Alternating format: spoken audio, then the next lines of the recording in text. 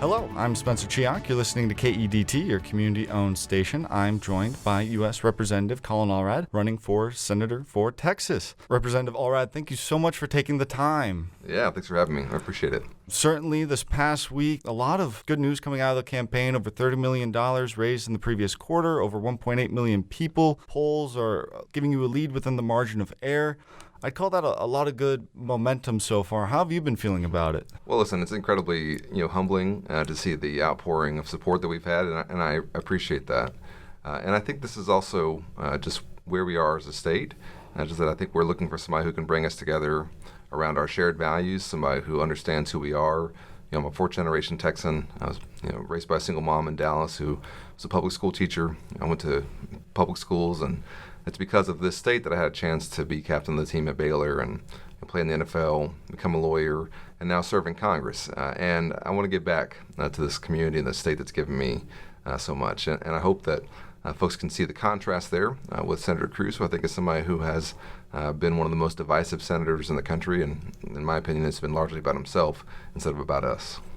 You were ranked the most bipartisan delegate out of Texas. What does that mean to you? Well, I don't pursue it just for the sake of it. It's so that we can get things done.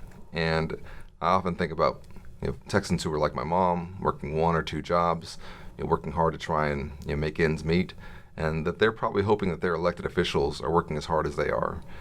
And when you work in a bipartisan way, it allows you to deliver on some things that might seem unlikely. We had a hospital that had closed down in my area, in Garland, in my district, up in North Texas, that I wanted to get donated to the VA. It was a good hospital. It was in good condition. Our South Dallas VA hospital is the second busiest VA in the country. We have a lot of veterans in Texas, a lot of veterans in North Texas. And working for over a year with the Trump administration, we were able to turn this abandoned hospital into a new VA healthcare facility that's helping us better serve hundreds of thousands of veterans in North Texas. So working in a bipartisan way can have real deliverables. That's what I think folks expect from us. Certainly is something to bipartisanship. We'll see a lot of disagreement in D.C., and then something like the CHIPS Act passes. When working on something like that, what's the secret sauce for getting that done? Well, I think you have to begin with a baseline of respect, and that people feel like when you're talking to them about an idea, or that you're trying to get them to join you in an effort, that you're going to be doing something that will also be in their interest, or that will be in the broader interest, and not just in your kind of narrow political interest, right? And we have a lot of that. There's plenty of folks in Washington who are just looking out for themselves and who are just trying to get attention for themselves, and I think you can kind of detect that pretty quickly. But the CHIPS and Science Act is a good example. You're working with John Cornyn in the Senate to help get that passed. We knew that coming out of the pandemic that we had allowed too much of the manufacturing of these semiconductors, of these microchips that we invented, to go overseas. About 90% of it was being produced overseas. And during the pandemic, all of our supply chains got snarled, and we saw how expensive things got because of that. And it was a national security issue as well. So we decided to try and bring that manufacturing back home, to invest in the workforce of the future for it. I voted for it and worked on it in the House. Senator Cornyn did it in the Senate. And Ted Cruz voted against it. And now we're seeing it play out in Texas, where it's creating thousands of jobs. We're getting billions of dollars in investment, and it's also important for our national security. And I think it's almost hard to explain why you would oppose that, other than that you think that if you do this, it might help someone else politically, and you don't want to be a part of that. And that can't be acceptable. Another bipartisan bill making headlines for the wrong reasons, immigration. What do you think kept that bill from going through? Yeah, folks should understand that this was the toughest border security bill in a generation. It was $20 billion for border security. It would have hired 1,000 new Border Patrol agents, judges to help us deal with our asylum backlog, technology to help us catch fentanyl coming across the border. It was a bill that was negotiated by one of the most conservative senators in the country, and James Langford from Oklahoma. And it would have helped us both secure the border and I think make some important investments for our long-term border security that would have helped Texas more than any other state. I supported it right away and said we need to get this done. Senator Cruz helped take it down. And I think that you have to say he did that by and large because he wanted to be able to campaign on the problem instead of trying to solve it. And as a Texan whose family's from Brownsville, the very tip of Texas here, where my grandfather was a customs officer responsible for the Gateway Bridge, I just think that this has to be so outrageous to every Texan that you would think that your reelection is more important than solving, or not even solving, but trying to address an issue like this. When I'm in the Senate, we'll pick that bill back up. We'll pass it.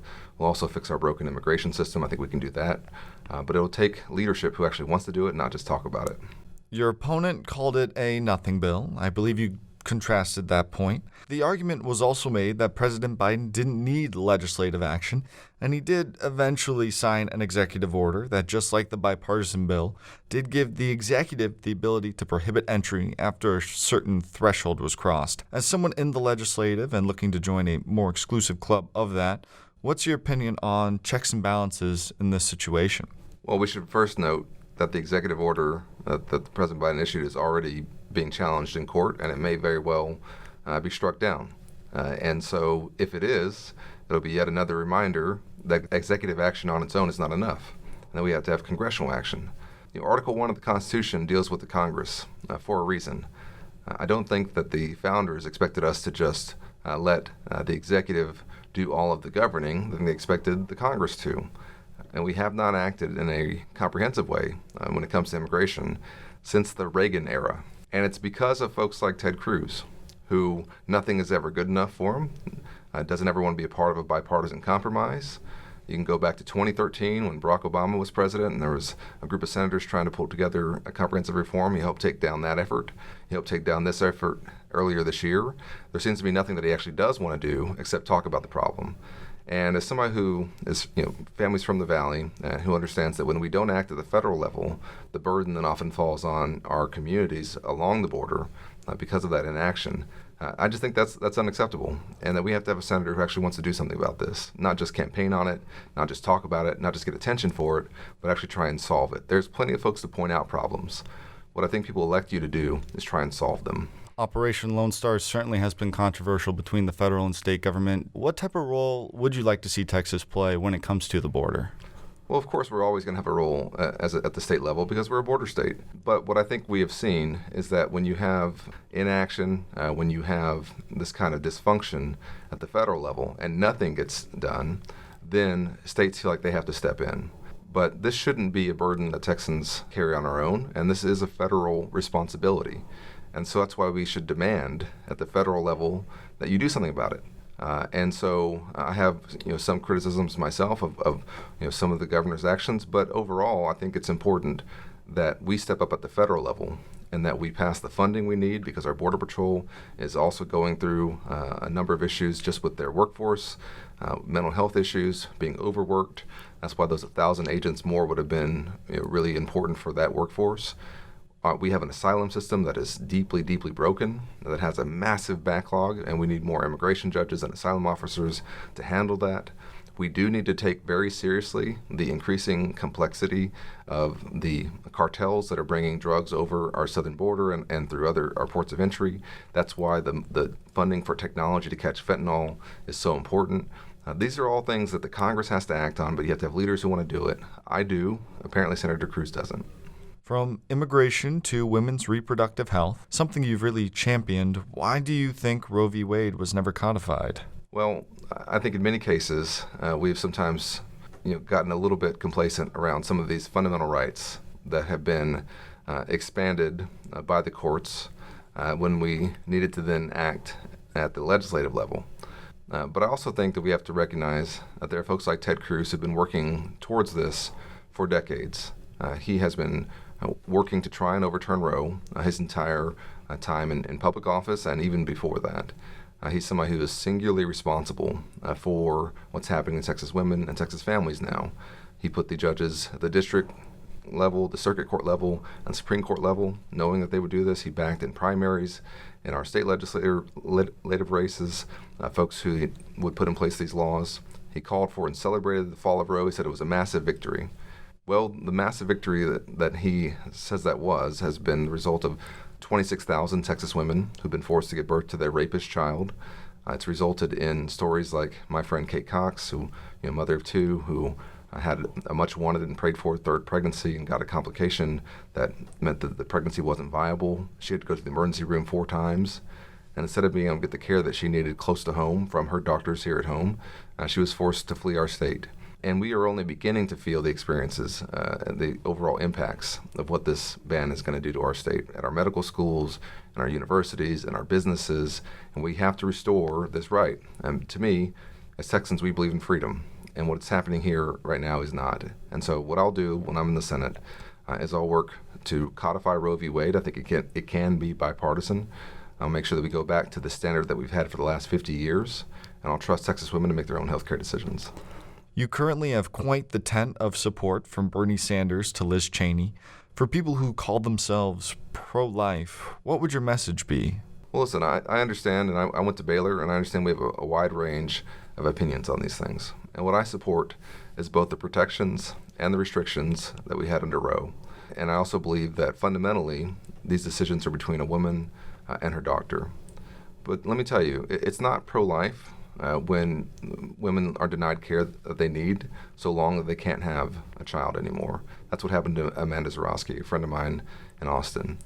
And it's certainly not, I think, in anyone's interest to force a victim of rape or incest to carry their rapist baby. I think we all understand that. And so that's why it's so important that we both have the flexibility, but also fundamentally place this decision with Texas women, their doctors, their family, and their faith, and let them make their own decisions.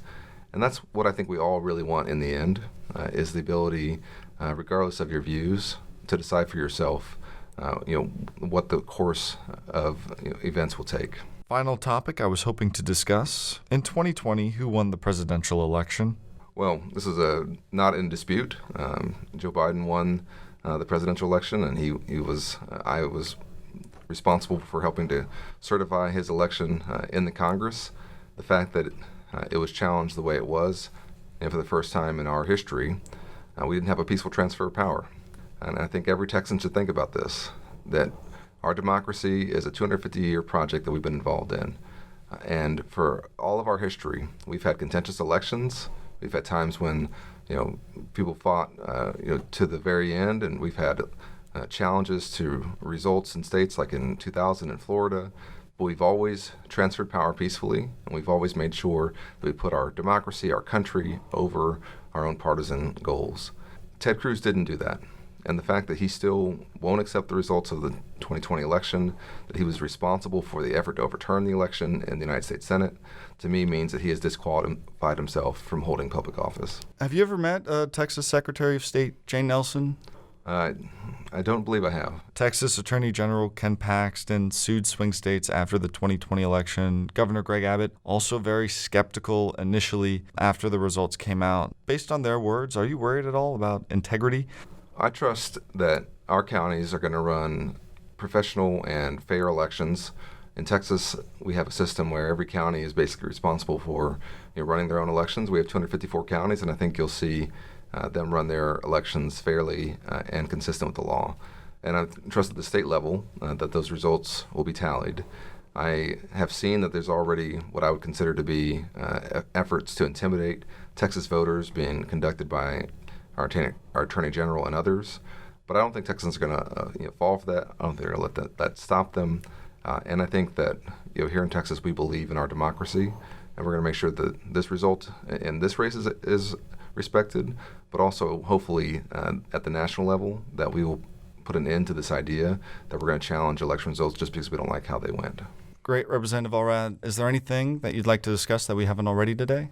No, just thank you so much for having me, and hope everybody here who's listening to this conversation will make sure you make a plan to vote and get out to vote. Thank you so much for your time. All right, thank you. This has been a KEDT election coverage special. Tune in to the KEDT 90.3 FM Mayoral Roundtable on October 30th at 9 a.m. And follow us on social media at YourKEDT on Facebook, Instagram, and X.